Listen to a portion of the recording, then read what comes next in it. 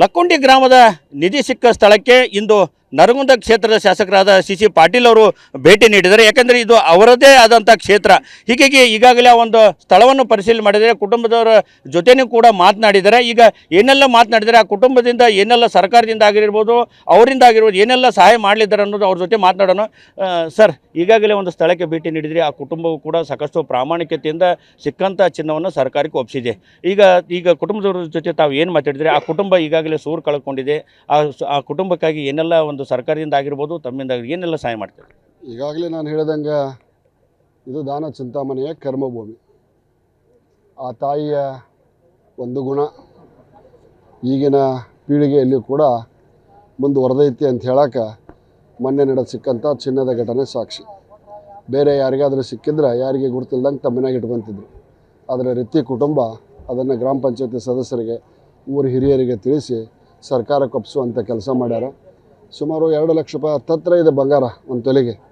ಅಂಥದ್ರಲ್ಲಿ 470 ಗ್ರಾಮ್ ಅಂದರೆ 47 ತೊಲೆ, ಹೆಚ್ಚು ಕಡಿಮೆ ಅರ್ಧ KG ಅಷ್ಟು ಮೌಲ್ಯದ ಬಂಗಾರವನ್ನು ಪ್ರಾಮಾಣಿಕತೆಯನ್ನು ಮೆರೆದ ಸರ್ಕಾರಕ್ಕೆ ಕೊಟ್ಟಾರ. ಅವರಿಗೆ ಮನೆ ಇಲ್ಲ. ಇನ್ನು ಮುಂದೆ ಅಧಿಕಾರಿಗಳು ಆ ಜಾಗದಲ್ಲಿ ಮನೆ ಕಟ್ಟೋಕ್ಕೆ ಅವಕಾಶ ಕೊಡ್ತಾರೋ ಬಿಡ್ತಾರೋ ಅನ್ನೋದು ಗೊತ್ತಿಲ್ಲ. ಆ ಕುಟುಂಬದ ಜೊತೆಗೆ ನಾವಿದ್ದು ಆ ಕುಟುಂಬಕ್ಕೆ ನೆಮ್ಮದಿಯ ಜೀವನ ನಡೆಸೋಕ್ಕೆ ಏನೆಲ್ಲ ಅವಶ್ಯಕತೆಗಳನ್ನು ಮಾಡಿಕೊಡ್ಬೇಕು, ಸರ್ಕಾರದ ವತಿಯಿಂದ ಆಯ್ತು, ನನ್ನ ವೈಯಕ್ತಿಕ ವತಿಯಿಂದ ಆಯ್ತು, ಗ್ರಾಮದ ಹಿರಿಯರನ್ನು ಕೂಡಿಸ್ಕೊಂಡು ಆಯ್ತು, ಆ ಕುಟುಂಬಕ್ಕೆ ನೆಮ್ಮದಿಯ ಜೀವನವನ್ನು ಕಲ್ಪಿಸ್ಕೊಡ್ತೀವಿ. ಸರ್, ಈಗಾಗಲೇ ಆ ಕುಟುಂಬಕ್ಕೆ ಏನು ಇಷ್ಟೆಲ್ಲ ರದ್ದಂತ ಆಗಿಬಿಡ್ತು. ಈಗ ನಮಗೆ ಮನೆ ಕಟ್ಟಿಸ್ಲಿಕ್ಕೆ ಕೊಡ್ತಾರೆ ಇಲ್ಲೋ ಅನ್ನೋ ಆತಂಕ, ಭಯ ಕೂಡ ಇದೆ. ಈಗಾಗಲೇ ಅವರಿಗೆ ಎಲ್ಲಿಯೂ ಕೂಡ ನೆಲೆ ಇಲ್ಲ. ಈಗ ತಾಯಿ ಮನೆಯಲ್ಲಿ ಅವ್ರು ಜೀವನ ಮಾಡ್ತಿದ್ದಾರೆ, ತಾಯಿ ಮಗ. ನಾನು ಈಗಾಗಲೇ ಪ್ರಜ್ವಲ್ ಮತ್ತು ಅವರ ತಾಯಿ ನಾನು ನನ್ನ ಪಕ್ಕಕ್ಕೆ ಕೂಡಿಸ್ಕೊಂಡು ಮಾತಾಡೇನೆ.